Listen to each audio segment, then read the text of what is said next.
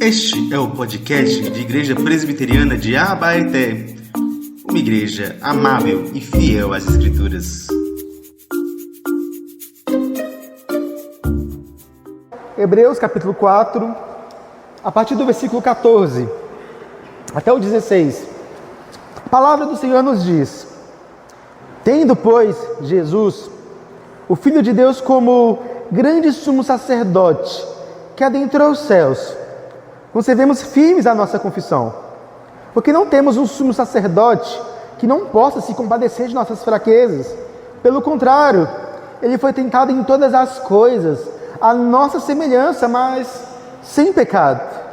Portanto, aproximemo-nos do trono da graça com confiança, a fim de recebermos misericórdia e encontrarmos graça para ajuda em momento oportuno. Amém? Vamos orar mais uma vez. Senhor, meu Deus e Pai, muito obrigado porque nós estamos diante do Senhor, ó Pai. Estamos aqui nesse culto ao Senhor para ouvir a Tua voz, para ouvir a Tua palavra, para sermos transformados, para sermos edificados, para termos o nosso futuro moldado pelo Senhor. E é por isso que eu te clamo, Senhor, venha sobre nós essa noite, derrama Teu Santo Espírito de maneira especial em cada um que está a ouvir, em cada um que está aqui, ó Pai, para que possamos nos alegrarmos do Senhor. Ó Deus, nos livre de sair daqui essa noite da mesma maneira como entramos, mas transformados e feridos pela Tua palavra. Ó Deus, fale em meu lugar aqui nessa noite, ó Pai. No nome de Jesus, que eu te oro e agradeço. Amém. Meus irmãos, o livro de Hebreus, esse livro que está aqui aberto diante de nós, é um livro muito peculiar do Novo Testamento. Ele é um livro que a gente não sabe muito bem quem escreveu. Alguns vão dizer que foi Paulo, mas esse é um livro que trata de um dos temas teológicos mais instigantes. Um dos temas teológicos que eu acho mais interessantes de toda a palavra de Deus. O tema do sacerdócio. O tema do sacerdote. Veja bem, na Antiga Aliança, no Antigo Testamento, o relacionamento entre Deus e o povo acontecia por meio de mediadores. Os mediadores da aliança. E esses mediadores eram três. Era o rei, o profeta e o sacerdote. O rei é aquele que governa em nome de Deus. O rei é aquele que reina, aquele que está ali colocando a lei de Deus em prática, executando o governo de Deus sobre o mundo e sobre o povo dele. O profeta é aquele que representava Deus para o povo, aquele que trazia a palavra. Então, o profeta é aquele que vai de Deus para o povo. E o sacerdote? O sacerdote é o contrário do profeta. O sacerdote é aquele que representa o povo diante de Deus. Aquele que leva as orações do povo diante de Deus, os sacrifícios do povo diante de Deus. Naquela época, então, o relacionamento do povo, o relacionamento das pessoas com Deus acontecia por meio desses mediadores. Acontecia por meio dessas pessoas, desses homens escolhidos por Deus. E o Novo Testamento, então, mostra como cada uma dessas mediações acontece em Jesus. Afinal, Jesus é o verdadeiro filho de Davi. Jesus é aquele que é rei, aquele que reina. E ele conquistou esse direito por ser descendente da tribo de Judá. Jesus também é apresentado para nós como um profeta, como alguém que vem e traz a palavra do Senhor para nós. Alguém que falou, alguém que experimentou, alguém que é o próprio verbo encarnado, a própria palavra de Deus encarnada, revelando Deus a nós. O livro de Hebreus, então, foi escrito para nos convencer de que, na verdade, Jesus não é apenas rei, não é apenas profeta, mas ele é também um sacerdote. Jesus, ele é um sacerdote perfeito. Ele veio concretizar tudo aquilo que a antiga aliança faz para nós. E ao apresentar esse tema, e Hebreus é talvez o livro do Novo Testamento que mais tenha referências ao Antigo, ele vai mostrando para a gente como Jesus vai cumprindo cada uma das promessas, cada um dos sacrifícios, como Jesus, ele não é apenas o rei, mas ele é também o nosso sacerdote, o nosso representante. E essa passagem em específico aponta para isso de maneira muito clara, sobre Jesus como nosso sacerdote. E isso nos ensina algo importante sobre o coração de Cristo. Vai nos ensinar que Cristo tem um coração de sacerdote que pode se compadecer das nossas fraquezas. Um coração de sacerdote que pode se compadecer das nossas fraquezas. E a gente vai ver isso então a partir de 3 pontos nessa noite. A partir de 3 movimentos que eu quero que você olhe aqui nesse texto. O primeiro no versículo 14. Tendo, pois, Jesus, o Filho de Deus, como grande sumo sacerdote, que adentrou os céus, conservemos firmes a nossa confissão. E a primeira coisa que eu quero mostrar para vocês é que um sacerdote é necessário. Um sacerdote é necessário. Porque o homem, quando foi criado, ele foi criado para ter comunhão com Deus. Deus criou o homem, Adão e Eva, naquele jardim, homem e mulher, para terem comunhão real com o Senhor. E nesse contexto é como se Eva e Adão fossem sacerdotes do jardim. Como se eles fossem sacerdotes diante de Deus. Eles falavam com Deus diretamente, eles tinham esse acesso. Mas a gente sabe também a história de que Adão e Eva, eles caíram na desgraça do pecado. Eles pecaram, então eles foram expulsos daquele paraíso, daquele Éden, daquela presença de Deus, porque o pecado tornou eles indignos. Então, a gente tem essa imagem forte.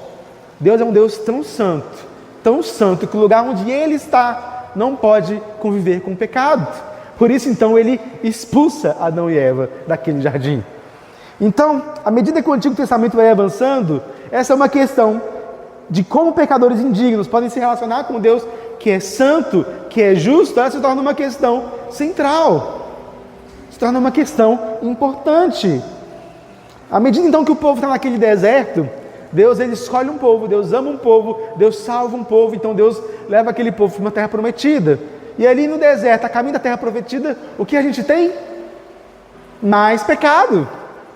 A gente tem mais pecado. Não importa o que Deus faça, parece que os homens não aprendem. Não importa o que Deus faça, parece que o coração humano está terrivelmente marcado por essa doença. Está terrivelmente marcado por essa doença do pecado. Então, Deus ele vai tendo ali várias provações ao povo, e o povo vai falhando em cada provação no deserto. Afinal, a santidade de Deus não pode ficar passiva diante da maldade do homem. A santidade de Deus é uma coisa importante. Deus é um Deus santo, Deus não coaduna com o pecado. E é por isso então que Deus institui ali no deserto um ofício. Deus institui ali no deserto algo importante, o sacerdócio, o ofício sacerdotal. Deus escolhe uma das tribos, a tribo de Levi, e dedica aquela tribo ao Senhor. É muito bonito, meus irmãos, porque todas as tribos receberam pedaços de terra na repartição. Mas quando chegou a hora de dar o pedaço de terra para Levi, o Senhor disse: não, vocês não terão terra, vocês terão uma herança melhor do que a terra. A herança de vocês será o Senhor.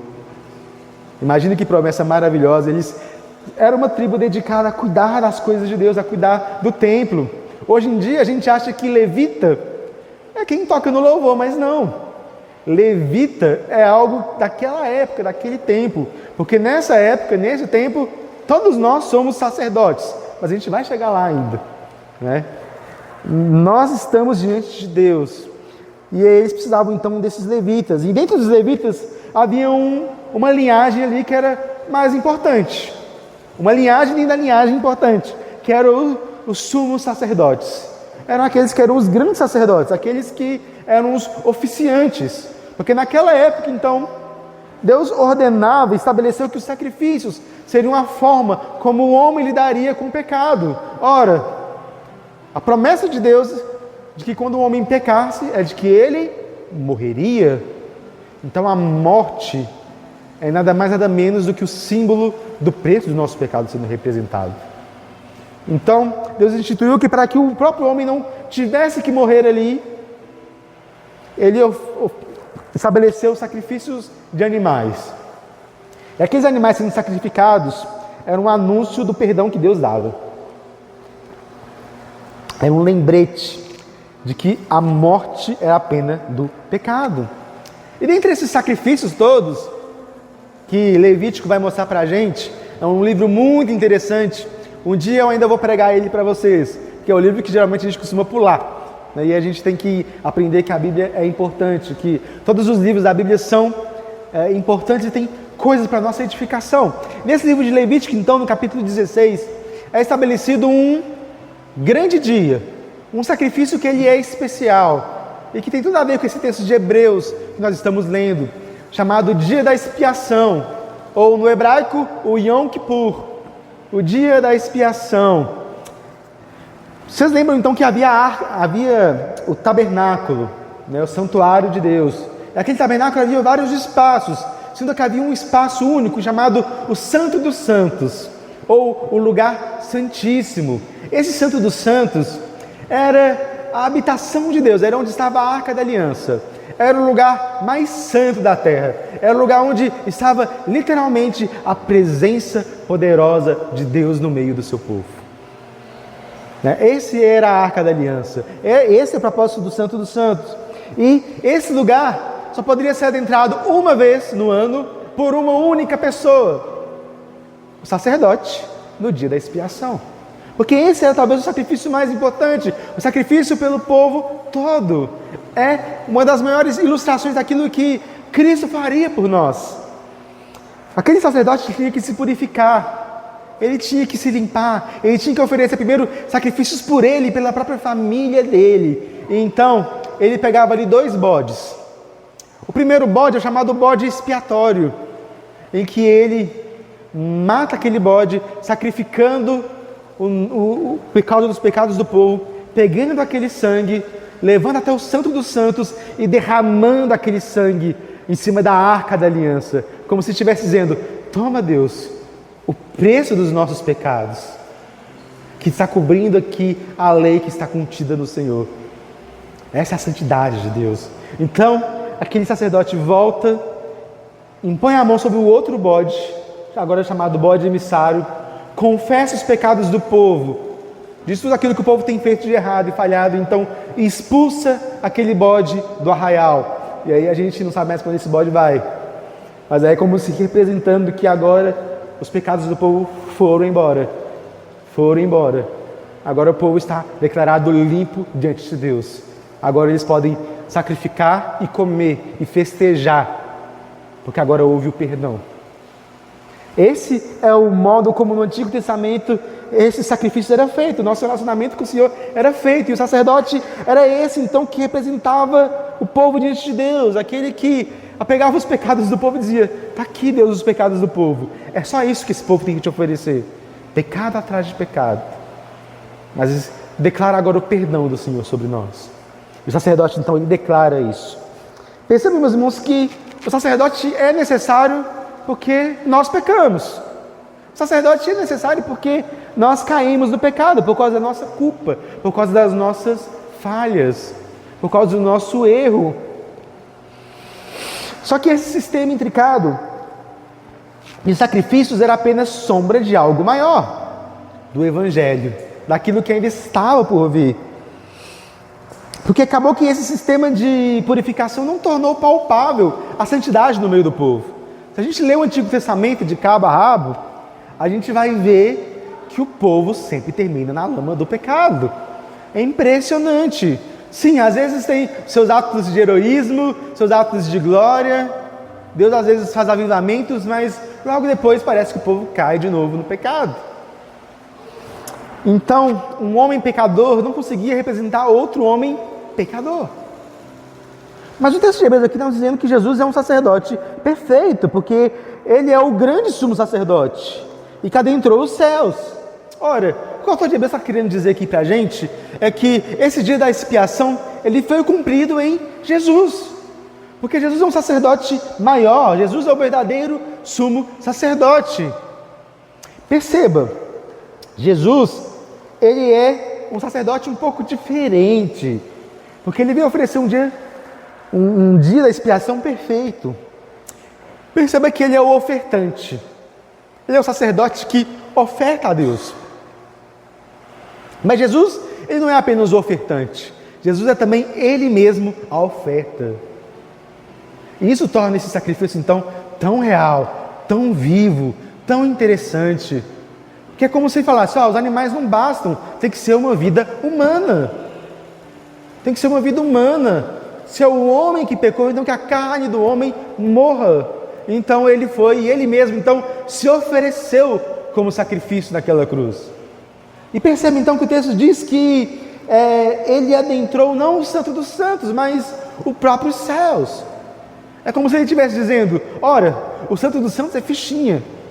Jesus ele veio para mais do que nos levar ao Santo dos Santos.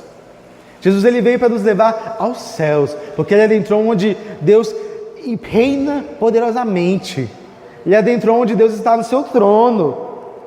Então perceba, gente, é um grande dia, é um grande sacerdote, é um sacerdote ilustre.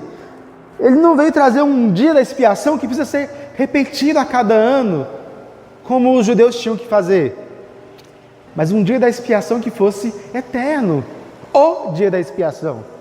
Aquela sexta-feira santa é talvez o dia da expiação mais importante das eras, porque ele ali foi o próprio sacrifício, ele veio tratar com o problema do pecado de uma vez por todas, eternamente. E agora esse Deus, esse Jesus, ele está como um perfeito sacerdote, e ele aqui adentrou os céus. É um lembrete de que Jesus, ele ressuscitou e ascendeu também aos céus. Ele está diante do Pai com a nossa oferta. E o que Jesus faz nos altos céus? Ele intercede por nós. Seu coração de sacerdote está ali, no seu alto e sublime trono, intercedendo por nós, juntamente conosco. Então, meus irmãos, é necessário que haja um sacerdote para nós. E agora o segundo ponto é que o texto vai nos mostrar que esse sacerdote não é um sacerdote qualquer, é um sacerdote que pode se compadecer, que tem o coração dele ligado ao nosso de alguma maneira. Perceba aqui no versículo 15, porque não temos um sacerdote que não possa se compadecer de nossas fraquezas, pelo contrário, ele foi tentado em todas as coisas, a nossa semelhança, mas sem pecado. E aqui a gente entra no coração deste texto, no coração dessa passagem. O sacerdote de Jesus é diferente. Jesus é um sacerdote que se compadece. Jesus é um sacerdote que sofre conosco. E por que ele pode se compadecer? Por que ele pode fazer isso? Porque ele se identifica conosco. Ele se identifica, ele se aproxima de nós. E ao se identificar, ele foi tentado naquilo que eu e que você também fomos tentados. Só que sem pecado. E isso é muito importante. Então vamos por partes aqui. A gente está trabalhando aqui com o nível do comprometimento de Cristo. Qual que é o nível de comprometimento de Cristo? O nível de comprometimento de Cristo com você. O nível de comprometimento de Cristo para com nós, que somos pecadores, que somos perdidos, que somos falhos, gente como eu e você. Ora, para que a gente fosse curado desse mal que é o pecado, a gente precisa de um sacerdote que possa se compadecer, que possa se identificar conosco, que assuma a nossa carne. E é isso que Jesus faz. Jesus precisava de ser um ser humano, porque um sacerdote precisa ser humano. Lembra? O sacerdote representa um ser humano, certo? Então eu quero trazer aqui uma ilustração que é um pouco tosca, mas vai servir para a gente entender. Vamos supor que Minas Gerais faça um concurso de beleza. E cada cidade pode se inscrever uma mulher, um homem para poder participar desse concurso de beleza. Certo? Vamos supor então que a Abaeté, ao invés de pegar uma abaetense, pega, sei lá, uma paulista para concorrer por Abaeté no concurso de beleza. Isso é muito estranho, não é? Sei lá, a Miss Abaetense ser de São Paulo. Isso é uma coisa muito nada a ver. É ou não é? Por quê? Porque para concorrer pelos abaetenses tem que ser uma abaetense.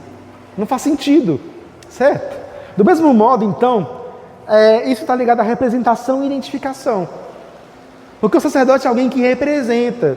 O sacerdote é alguém que está diante de Deus, carregando não somente a sua identidade, a sua imagem, mas a imagem de todos os homens por trás dele, de todo o povo de Deus. ele é um representante, e também tem a ver com identificação, porque precisa ser um humano ali. E é aqui que a gente começa a encontrar, entender quão grande é o comprometimento de Cristo para conosco. Porque Cristo, sendo o próprio Deus, e vendo os homens perdidos, amando-nos até o fim, ele decidiu então se fazer homem, para que ele fosse o sacerdote perfeito, para que ele fosse o grande sacerdote. Esse comprometimento de Jesus está ligado à sua própria compaixão. Um dos pais da igreja, chamado Gregório de Nissa, ele aborda isso de maneira muito boa. Ele diz: a nossa natureza era doente, precisava ser curada, era decaída e precisava ser reerguida, ela era morta e precisava ser ressuscitada. Havíamos perdido a posse do bem e era preciso restituí-lo. Enclausurados nas trevas, era preciso trazer-nos luz. Cativos, esperávamos um Salvador. Prisioneiros, esperávamos um socorro. Escravos, esperávamos um libertador. Essas razões eram sem importância? Não. Eram tais que comoveriam Deus ao ponto de fazê-lo descer até a nossa natureza humana para visitá-la, uma vez que a humanidade se encontrava em um estado tão miserável e tão infeliz. O que Gregório está dizendo aqui, meus irmãos, é que Deus, olhando para a nossa natureza, olhando para o nosso pecado, olhando para a condição que a gente está, o modo como nós estamos quebrados, caídos, Deus, ele olhou para aquilo e, movido de compaixão, movido por um afeto estranho, ele decidiu se encarnar e rebaixar essa nossa natureza. Imagina então para Deus o quão difícil isso é, ser enclausurado nessa carne, nessa carne de aparência pecaminosa, nessa carne tão difícil. Por isso que Jesus pode ser o sacerdote. Ele se identificou conosco, ele se compadeceu de nós, então se identifica conosco, ele se identifica com a gente. A gente precisa de um sacerdote humano que se compadeça de nós. Mas Jesus, ele era humano e divino. E agora, Deus em sua carne expressa uma certa solidariedade para conosco. Ele expressa para a gente um princípio de solidariedade. A ideia de que, sabe quando a gente vê alguém que é parecido com a gente? Sei lá, a gente está de férias, a gente está na praia. Aí você está lá na praia e você encontra alguém de Abaeté que você conhece. Existe uma solidariedade ali. Por quê? Porque você se identifica com aquela pessoa. É como se Jesus tivesse essa solidariedade para conosco. Agora ele se identifica, agora ele é parte de um de nós. E porque ele é parte de um de nós, ele pode se compadecer. Ele faz parte do nosso grupo. Do grupo dos humanos. Essa solidariedade de Jesus, então, é presente não somente quando tudo vai bem. Não somente quando as coisas estão indo de vento em popa. Mas acontece, segundo o texto, na nossa fraqueza. Especialmente na nossa fraqueza. Porque, afinal das contas, foi a nossa fraqueza que comoveu Jesus a vir se encontrar conosco. E é na nossa fraqueza, então, que Ele encontra com o nosso coração.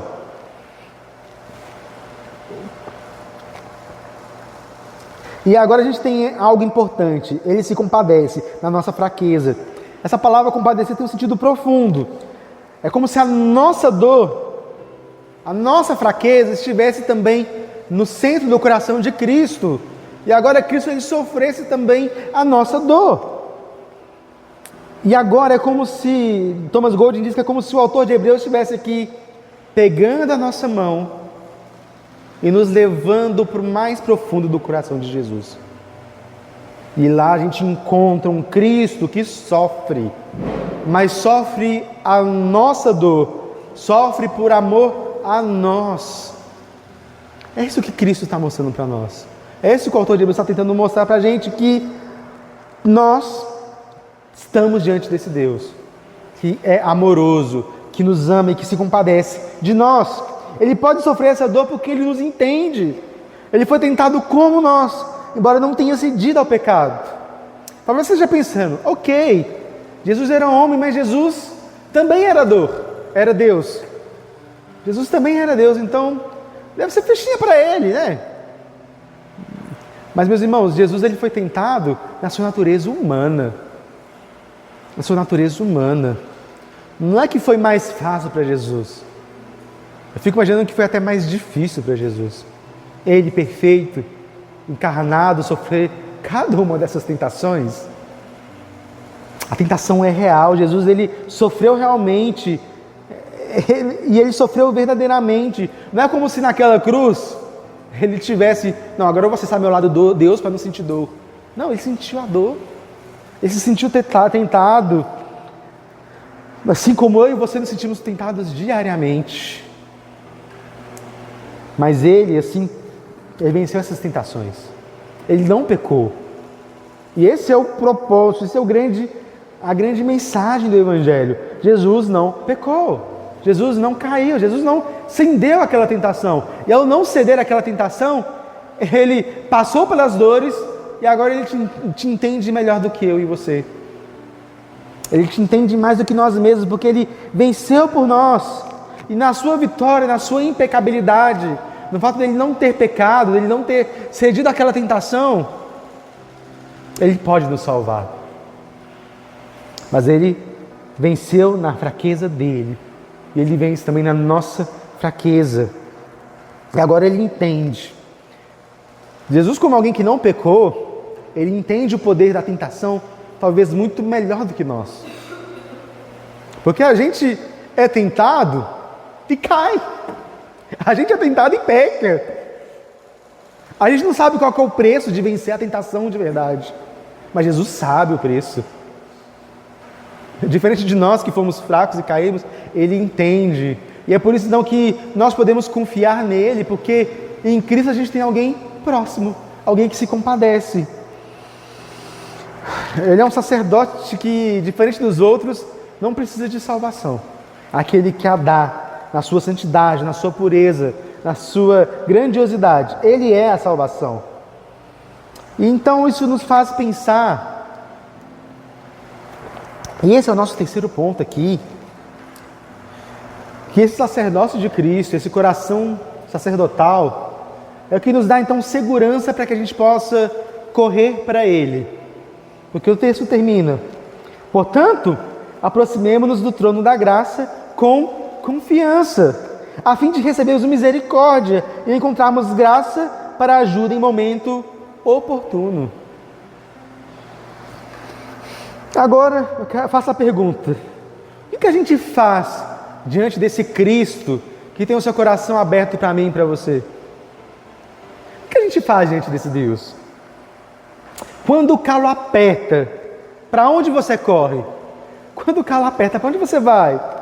Quando os relacionamentos amargam a nossa vida e a vida parece que não tem mais sentido, a gente está bem brigado com as pessoas, votando em alguém diferente aí, a gente ficou meio mal. Para onde você vai?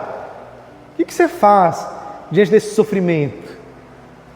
Quando você tem aquela sensação de vazio, de que nada faz sentido, de que, não, a vida está meio sem cor, como é que você devolve essa cor? Quando você decepciona alguém ou é decepcionado por alguém, quando você se sente incompreendido, para quem você vai? Quando você cai no pecado e acha que você não vai conseguir levantar de novo, o que você faz? Quando você está até andando bem, mas a tentação vem e está cada vez mais forte, e você acha que não vai conseguir se manter firme diante daquela tentação, para quem que você corre? Para quem? Para onde? É nesses momentos, meus irmãos, que muitas vezes a gente tende a achar que a gente está sozinho. É nesses momentos que a gente acha que a gente está isolado, a gente acha que não tem ninguém para nos socorrer. E é nesses momentos, então, que talvez a gente bata a maior dúvida, que a gente fica assim: meu Deus, o que eu vou fazer na minha vida? Eu estou perdido. A gente acha que a gente está sozinho, que não tem ninguém que possa nos ajudar. O que a gente faz? Primeiro, lembra que Jesus está do seu lado. Corra para Jesus.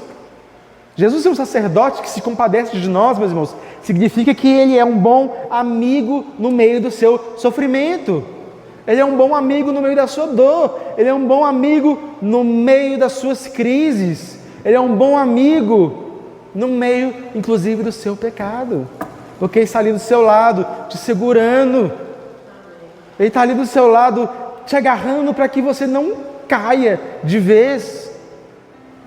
Ele está ali do seu lado porque Ele te entende. A gente, às vezes, quando é meio adolescente, a gente falava coisas do tipo: ninguém me entende.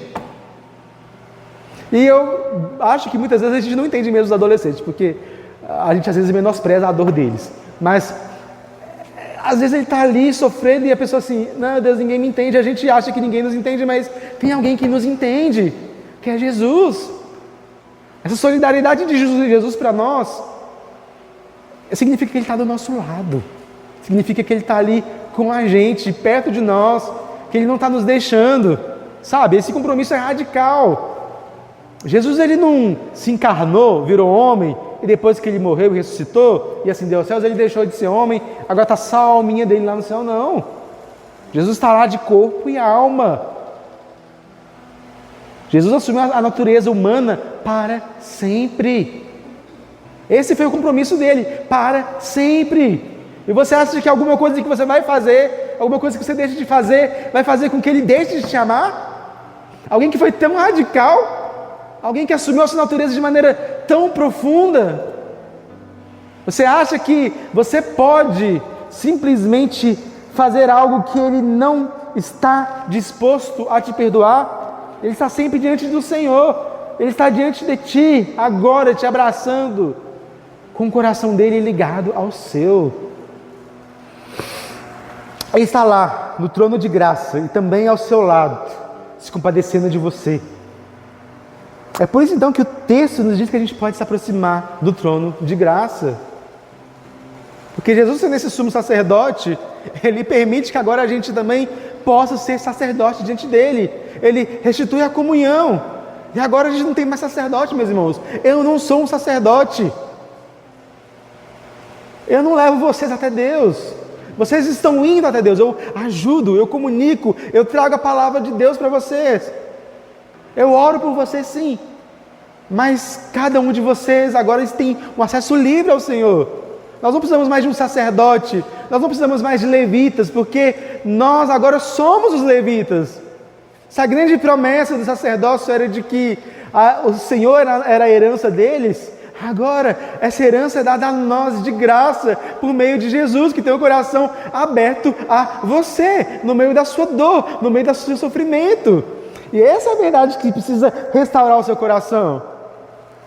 Ele é um sumo sacerdote, grande sacerdote de sacerdotes menores, que agora tem livre acesso ao Pai. E a gente pode se achegar, a gente pode levar as nossas próprias culpas diante dele, os nossos próprios medos, o nosso sofrimento. A gente pode levar a Ele tudo que nós temos, as nossas dúvidas, nossos anseios.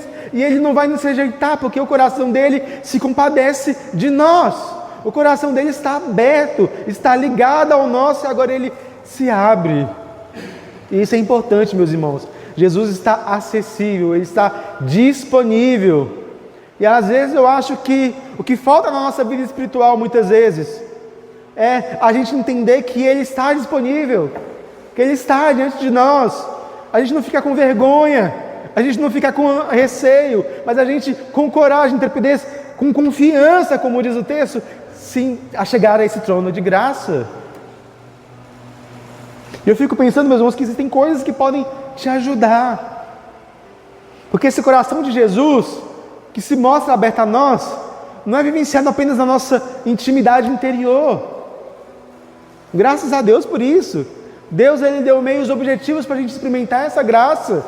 Aquilo que a teologia chama dos meios de graça. E às vezes a gente é falho em recorrer a esses meios de graça. Às vezes você está lá capengando, caminhando devagar na sua vida espiritual. Por quê? Porque você não recorre aos meios de graça. Às vezes eu ligo para o irmãozinho, faz 3 semanas que não vai na igreja. Aí pergunto: como é que tá? Eu estou ruim, eu estou mal. Vai estar mal mesmo, você não está indo na igreja. Ah, quando eu estiver bem eu vou. Não! Vai quando você está mal, vai quando você está caído, vai quando você está triste, porque é isso que vai te animar. É objetivo, a palavra de Deus é objetivo. Às vezes eu converso com alguém: ah, não sei, eu estou bem triste, não sei o que está acontecendo, não consigo me manter tão firme. Ah, mas você está lendo a Bíblia todo dia? Você tem comunhão com o Senhor? Você estuda a palavra dele? Você ora todos os dias? Não, eu não consigo. Ora, vai estar ruim mesmo, porque você não está se aproximando de Cristo. Você não está se aproximando de Jesus. Ah, mas eu não consigo sentir Cristo. Não é sobre sentir, é sobre ter fé. Mas você diz, eu não consigo sentir Cristo. Mas quando tem culto de ceia, você vem? Você toma um sacramento? Você entende que aquele sinal, aquele pão e aquele vinho é o amor de Deus sendo dado a você de maneira objetiva? Porque não depende somente do seu sentimento, é objetivo. A palavra de Deus está aí, o culto aqui está aí, as orações estão aí, o sacramento está aí, a gente toma e a gente partilha. E isso então faz com que a gente possa também acessar o coração de Cristo, porque Ele está aberto a nós. É tanto algo interno quanto externo, é tanto algo subjetivo quanto objetivo. A gente precisa encarnar esses meios de graça: a oração, a ceia, a palavra, o culto, a comunhão com os irmãos. Me sinto muito sozinho, estou fraco na fé, me sinto muito sozinho, ninguém nessa igreja anda comigo. Ora, você visita um irmão? Você liga para ele durante a semana? Você vai no grupo familiar onde você pode ter essa comunhão? Então por que você está reclamando? Você precisa vivenciar, experimentar, buscar, e você vai ver a revolução que é isso, que Cristo está do seu lado. Cristo está do seu lado quando a gente toma isso, e a gente toma e a gente participa, a gente ora, a gente se coloca diante de Deus, a gente tem isso, porque às vezes a gente quer sentir, a presença de Deus, mas a gente não faz nada que permita a gente estar diante da presença de Deus de fato. A gente não ora, a gente não lê a Bíblia, a gente não faz culto em casa, sabe? São coisas que a gente precisa aprender, meus irmãos. São coisas que a gente precisa aprender. Eu fico vendo assim, muita gente às vezes esse frenesi político: ah, Deus está acima de tudo, eu sou pela família, tudo mais, mas a pessoa diz que é a favor de Deus, diz que é a favor da família, mas não traz a família para a igreja. A pessoa não traz a família para a igreja, a pessoa simplesmente não está nem aí, é dia do Senhor, é Deus acima de tudo, mas não consegue vir num culto. Será que isso é cristianismo real e verdadeiro? Será que isso é realmente a fé que a gente precisa vivenciar? Não, mesmo, a gente precisa entender, essa experiência, isso que Cristo está oferecendo para nós, é real, é verdadeiro, só precisa ser experimentado. A gente diz, o texto diz, se aproxime com confiança. Se aproximar com confiança é se aproximar com confiança, com intrepidez, com coragem. Falar assim, não, eu vou participar, é isso que eu defendo, então eu vou lá. E ele está aqui animado, meus irmãos. Não encare isso como um puxão de orelha, mas como um incentivo para que vocês sejam melhores, para que essa graça de Cristo seja realmente aplicada ao coração de vocês. Para que essa graça de Cristo, ela realmente envolva o coração de vocês por completo. E aí, com fé, quando você participa dessas coisas, você também passa a sentir, a entender, a compreender e falar assim, Deus, Tu és maravilhoso. Como Jó, que fala, antes eu te conhecia só de ouvir falar, mas agora os meus olhos te veem. Porque quando a gente então dá esse passo de fé, quando a gente se aproxima, quando a gente entende, Jesus é meu sacerdote, é meu representante, sabe? A gente às vezes, meu problema às vezes com um legalista é o seguinte: a pessoa quer tudo perfeitinho, tudo corretinho, e não consegue ser. Mas o que está apontando aqui para a gente é o seguinte, gente: você não precisa de nada, você só precisa de vir, de estar e deixar que Deus trabalhe, sabe? É Deus que vai trabalhar. Vir à igreja não tem que ser um peso. Participar do culto não tem que ser um peso. Participar das programações da igreja não tem que ser um peso, tem que ser uma alegria, tem que ser um momento que você vem e você participa e você é transformado, sabe? Porque ali a gente encontra graça. Ler a Bíblia não tem que ser um peso. Orar todos os dias não tem que ser um peso. Se você tirar 20 minutinhos do seu dia, 20 minutinhos no início, para orar e ler a Bíblia todos os dias um pouquinho, você já vai ver a diferença que faz, sabe? Então, mesmo a gente precisa de crescer, porque aí a gente encontra misericórdia, a gente encontra o seu perdão, a gente encontra a sua compaixão, a gente encontra graça, a gente encontra esse favor imerecido, a gente encontra Deus verdadeiramente. Então Deus está diante de nós. A gente tem em Cristo um companheiro, um amigo na nossa angústia. E Ele não está longe de nós, Ele não está longe de você, Ele está acessível. O seu coração está aberto e exposto diante de nós. E essa é a graça que nos está proposta. Então, meus irmãos, se achegue a Jesus. Se achegue a esse trono da graça. Se achegue a Ele. Confie no seu sacerdote, confie nele. E então você vai poder cantar: encontrei um bom amigo, Jesus o Salvador, dos milhares o escolhido para mim. Oremos então, meus irmãos. Vamos ficar de pé para a gente fazer essa oração, para que a gente assuma essa identidade de fato.